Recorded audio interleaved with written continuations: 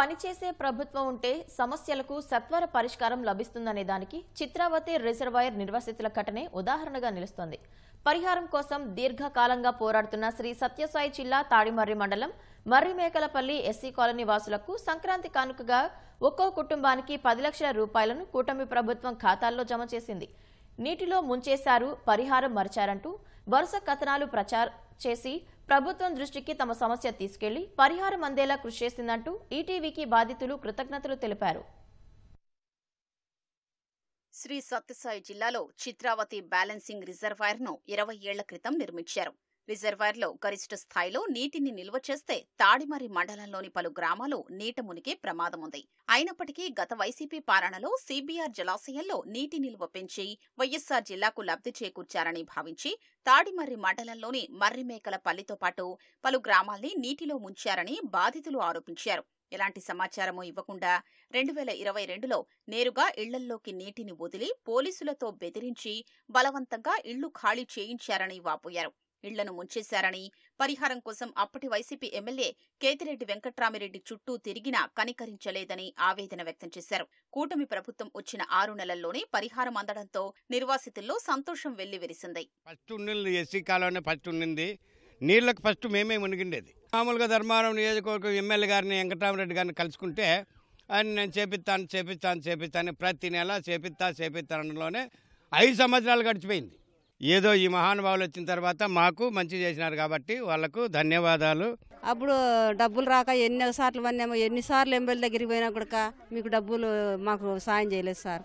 వెంకటరామరెడ్డి గారు మా కళ్ళకు కూడా చూడలేదు. ఈ కాలు పట్టుకున్నాం సార్. మేము కాలు పట్టుకున్నా కూడా మాకు కనికరించలే ఎమ్మెల్యే సార్. ఆ ప్రభుత్వంలో ఏం రాలేదు. ఈ ప్రభుత్వంలో మటుకు ప్రభుత్వం మొత్తాన్ని వచ్చేసింది సార్ డబ్బులు. చిత్రావతి బ్యాలెన్స్ అర్ధాంతంగా ముంచేశారు సార్.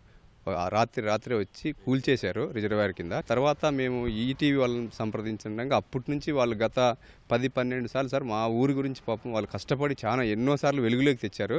లేకుంటే మమ్మల్ని పట్టించుకునే నాతో లేపాయి గత ప్రభుత్వము.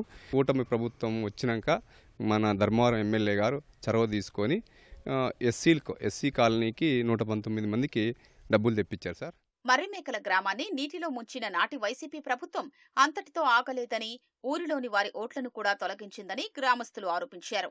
గ్రామంలో 1900 ఓట్లు ఉండగా అక్కడ 90% మంది టీడీపీ మద్దతుదారులే కావడంతో వైసీపీ నేతలు కక్షగట్టి అనేక మంది ఓట్లు లేకుండా చేశారన్నారు. దీనిపై కలెక్టర్ ఈసీకి ఫిర్యాదు చేసినట్లు వివరించారు. స్పందించిన ఎన్నికల కమిషన్ ప్రత్యేక బృందాల్ని ఏర్పాటు చేసి కేవలం ఎన్నికలకు నెలన్నర ముందు 1260 మందిని ఓటర్ల జాబితాలో చేర్చిందన్నారు. సార్వత్రిక ఎన్నికల సమయంలో ప్రచారానికొచ్చిన కూటమి అభ్యర్థి సత్యకుమార్ యాదవ్ నిర్వాసితులకు పరిహారం ఇప్పిస్తామని హామీ ఇచ్చారు. కూటమి ప్రభుత్వం వచ్చాక ఈటీవీలో మరోసారి కథనం ప్రసారం చేయడంతో మంత్రి సత్యకుమార్ స్పందించారు. ప్రభుత్వం నుంచి ఒక్కో కుటుంబానికి 10 లక్షల రూపాయల పరిహారాన్ని నిర్వాసితుల ఖాతాల్లో జమ చేయించారు. 2 కొడుకులు సార్. నాకు ఓ పిల్లోనికి ఆరోగ్యం బాగుండదు, వాయేస్తుంది. ఆ పిల్లోనికి కానీ ఎట్లా బాగి చేసి చూపించుకుంటాను సార్. మా ఆయన డబ్బుల కోసం చూసి మా ఆయన చనిపోయినాడు సార్. లేదు చూపించుకునే డబ్బులు లేక, మా ఆయన కానీ చూపించే డబ్బులు లేక మా ఆయన. మాకు ఈ ప్రభుత్వం వచ్చినాక మాకు డబ్బులు వచ్చినాయి సార్. నీళ్లు మునిగిపోయినప్పుడు మమ్మల్ని ఎవరు పట్టించుకోలేదు సార్. మనకు గవర్నమెంట్ మమ్మల్ని ఆడుకుంటారు. ఎప్పుడే న్యాయం చేయాలి, ఇద్దో మన్నాడని 4 లక్షల మంది తిప్పేసినారు. చంద్రబాబు వచ్చిన ప్రభుత్వంలో వస్తానే మాకు 6 నెలల తర్వాత డబ్బులు సత్యకుమార్ సార్ ద్వారా దేవానంద మాకు డబ్బులు తెప్పిస్తారు సార్. మాకు ఆ ప్రభుత్వం అంతా మా చెప్పులు అరిగిపోయినాయి. మేము 5 ఏళ్ళ వరకు తిరిగినాం సార్.